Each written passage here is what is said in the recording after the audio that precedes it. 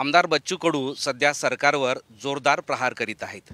आज छत्रपती संभाजीनगरमध्ये दिव्यांग आणि शेतकऱ्यांचा मोर्चा काढतायत। मोठ्या संख्येने शेतकरी आणि दिव्यांग या मोर्चामध्ये सहभागी होणार आहेत। प्रहार तर जोरदार करताय थेट सरकारवर। नाही, प्रश्न हा व्यवस्थेवर आहे। व्यवस्था इतकी वाईट करून ठेवली। 75व्या वर्षामध्ये गरीब गरीब होत राहिला आणि श्रीमंत श्रीमंत झाला। बेमानीने जगणारे लोक तुपासी आणि कष्ट करून जगणारे लोक उपासी।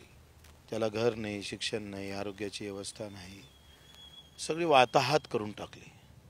आणि भ्रष्टाचार म्हणजे आता हा शिष्टाचारात असा रूपांतर झाला का आम्ही करून करून कष्ट करून आत्महत्यावर जावं लागतं आणि बेमानी करून करून हे सत्तेपर्यंत चालले जातं। या सगळ्या विरोधातच आमचा खरं तर हा वार आहे। तर तुम्ही आम्हाला शेतकऱ्याला शेतकऱ्यापासून दूर करत आहे, युवकांना युवकांपासून, मजुरांना मजुरांपासून दूर करत आहे आणि त्याच्या हाती हिरवे निळे भगवे झेंडे देऊन आम्हाला जो गुमराह करण्याचा प्रयत्न केला ना, हे महापाप जे केलं ना ते फेडायला आलो आहे आम्ही, हे फेडणार आहोत। या मोर्चानंतर तो बदल दिसेल का? सरकार त्याचा विचार करेल असं वाटतं का तुम्हाला? सरकारला विचार करावा लागेल, नाही तर मोठं नुकसान सहन करावं लागेल। प्रत्येक मतदारसंघात 15 ते 20 हजार मताचा आम्ही घाला घालू।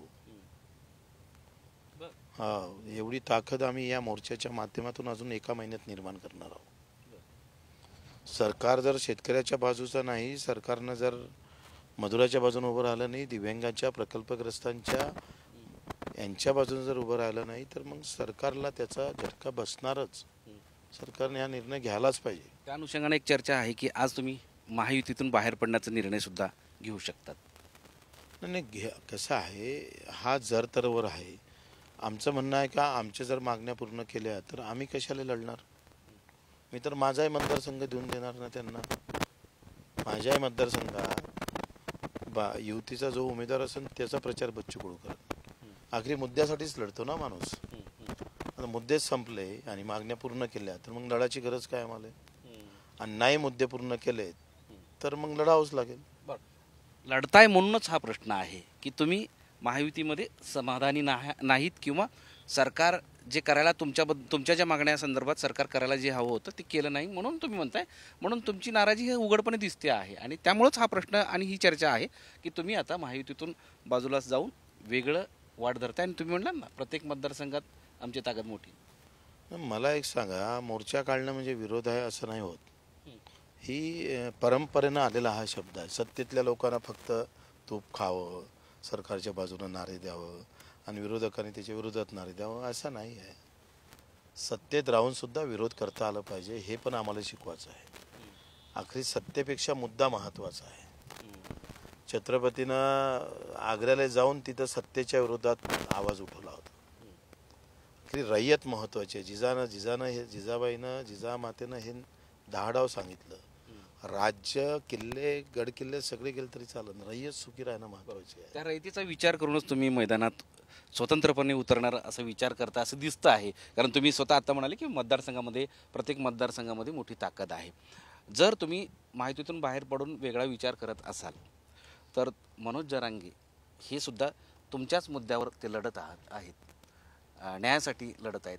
मग तुमच्या दोघांचा विचार एक होऊन या निवडणुकीमध्ये महाविकास आघाडी महायुतीला धक्का देणार?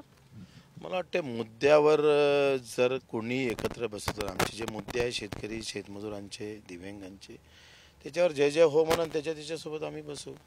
एक शेवटचा प्रश्न, आज काय निर्णय होईल महायुतीच्या संदर्भात, सरकारमध्ये राहण्याच्या संदर्भात किंवा पुढचं पाऊल काय असेल असं? नाही, ते आज आम्ही 4-5 वाजता जाहीर करू ना, त्या स्टेजवरून आम्ही जाहीर करू का आता नेमकं कुठं जायचं ते सगळ्या लोकांना सांगू, सगळ्यांचा होकार घेऊ। हे विभागीय आयुक्त कार्यालय, तिथूनच आम्ही आता पुढे जातोय आणि याच ठिकाणी सायंकाळी 4 वाजता सभा होईल। पाऊस असेल, त्या पावसातच एक निर्णय किंवा एक घोषणा आमदार बच्चू कडू करतील आणि तो निर्णय काय असेल हे पाहणं अत्यंत महत्त्वाचं असणार आहे। आता त्याच निर्णयाची आपण वाट पाहूया। मोहम्मद इरफानसह माधव सावरगावे, साम टीव्ही, छत्रपती संभाजीनगर।